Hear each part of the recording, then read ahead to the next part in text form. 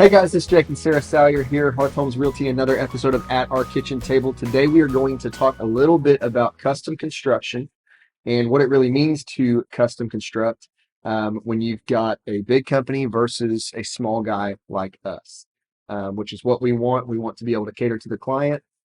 I'm not saying the big guys don't do a good job because they do a really good job. And what to expect when you go into a corporate production neighborhood, right? And you go into you go into a corporate production neighborhood, what to expect from most of the time, you're not going to be greeted by a realtor, you're going to be greeted by a sales representative for that neighborhood. So what you can expect, what is the difference between that person that you're going to get and then somebody that has an actual real estate agent working for a true custom home builder? Well, working for you, that sales rep, and we've talked about this a lot. You need to have an advocate in your construction process, because the difference between us being a little guy and them, they give you five options.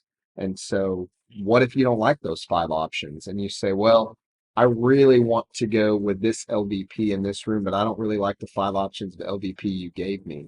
That's going to be an additional $5,000. Okay, fine, I'll do that. Or you maybe give up an upgrade, but you can't let that get lost in the shuffle because they're so used to just throwing whatever option in there.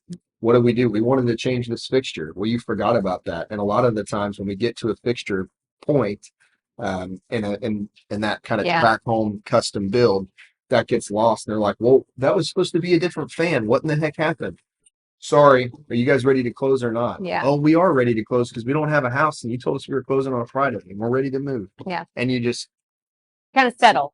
Yeah. So we've told everybody time and time again, bring your realtor in. It does not cost you anything. It does not save you anything to cut them out. I've had that multiple times, a $300,000 house, and say, I've had a friend call me. I'm like, hey man, I understand you're trying to save money. Ask them if that 300,000 is now 291. It never is. It ends up being 310 because people have additions and things like that. And that gets kind of lost in the shuffle. So we always say have an advocate for you. Always have an advocate. And I don't want this to come across as like all the sales representatives for these corporate builder people are all bad or snakes or anything. That has nothing to do with it.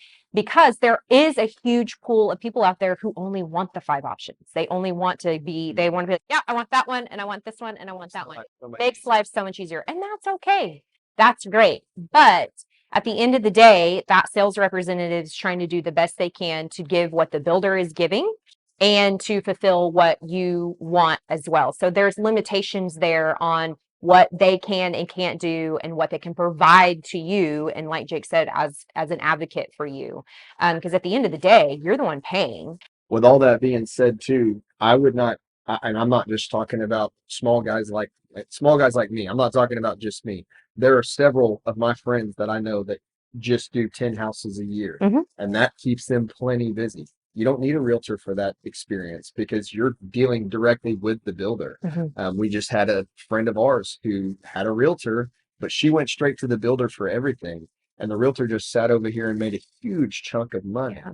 And it was like, she was just disheartened because she ended up advocating for herself. I'm not going to name the people's names in town because that would be ugly, but for the big five options that everybody kind of knows and the billboards that we see everywhere, have somebody advocate for you because they're there to help you pick everything, make sure you get everything that you picked and that you're really taken care of. Yeah.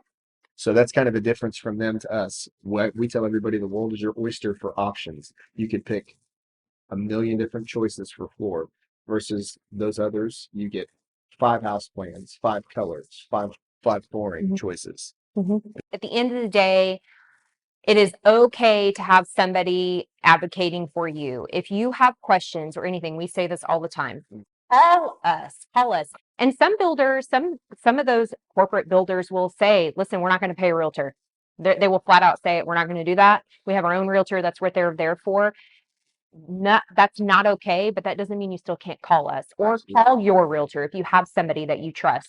We are here to absolutely help you answer any questions. I had a friend of mine I texted yesterday. His house had some issues. He threw it up on the market. I was just checking in with him. He's like, man, the first guy bought it. I said, hey, You run into anything that makes you Mhm. feel grimy, weird, uneasy, call me. I'm here for you. Yep. And that's with us for whatever. And we truly mean that. Call me anytime. I'm on my phone all dang day. We'd love to hear from you guys. Like, comment, subscribe, text, whatever we can do to help y'all. You have a great day.